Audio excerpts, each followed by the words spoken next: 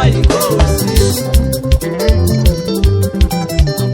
Mina ngikhuluma zalandela, zalandela isikhulumo. Kodwa lokho engikwenzayo angeke ngiyeke manje. Mina ngaphiwa ngubaba.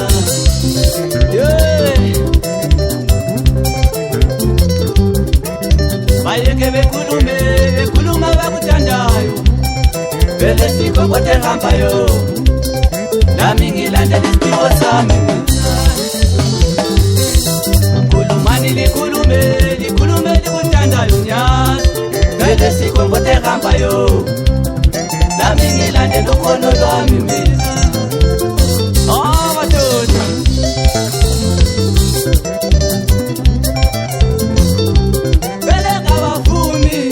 Abavumi noma ungakwezo kuhleka njani. Inkulumo sihle sikhona.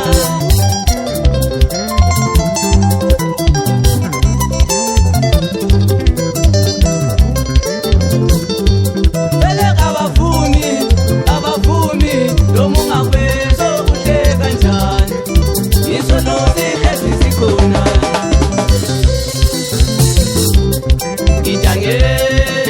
Ngifanele inkulumo ezingivusele emuva.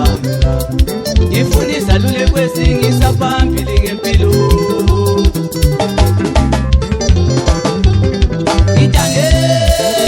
Ngilalela inkulumo ezingivusele emuva mina.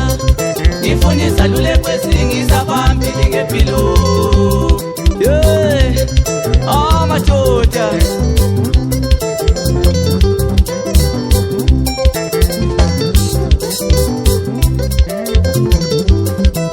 Ubekani likhulume likuthandayo. Vele sikho kodwa ehambayo. Ubekani likhulume likuthandayo nyazi. Vele sikho kodwa ehambayo.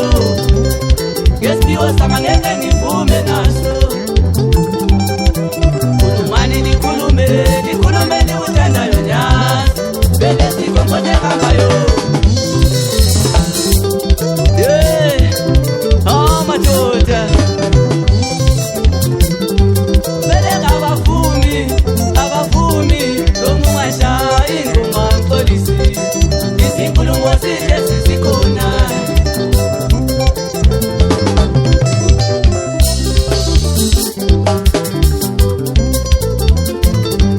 Beleka abavumi noma ungashaya ingoma ngixolisi.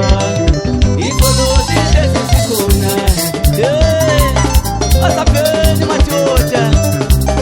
Thank you very much Isfare.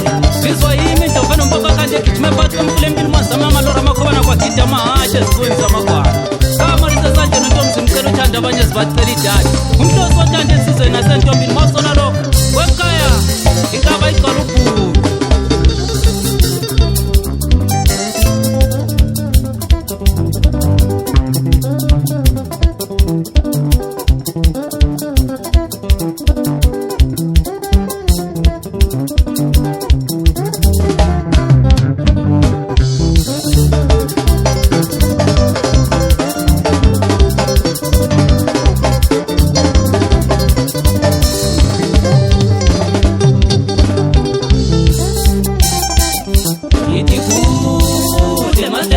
Limbezelelo mtati uma ngiflatela linkomba ngeminwe. Litilona ye sefuna usenza ngcono. Lento ayenzayo angeke imuse ndawo.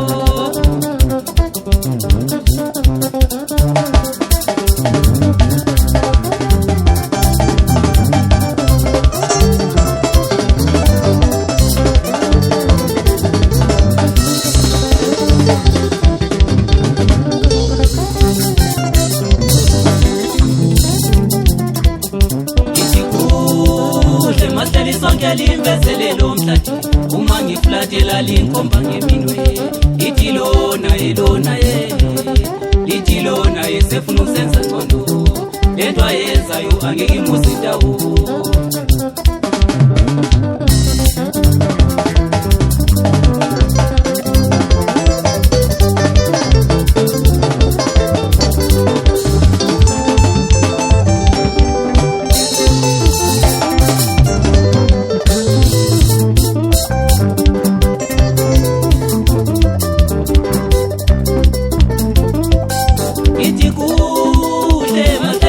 limvezelelo mdadi uma ngiflatela linkomba ngemile ithi lona itilona yesefuna uzenza ngcono lento ayenzayo angeke imuse ndawo. Yes bale bathi ngeke sibe yilutho balamanga baprove wrong Nkosi.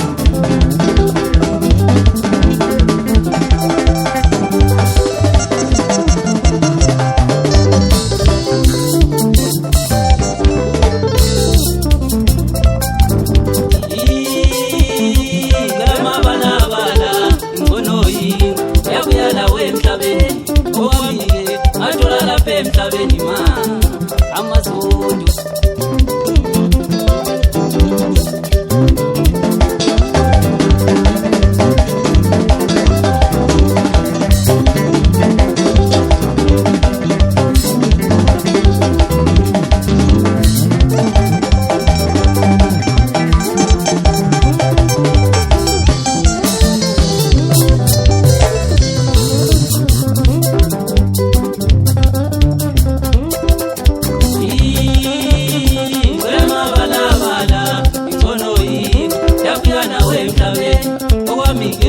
atola la emhlabeni ma amazondo enkulumo.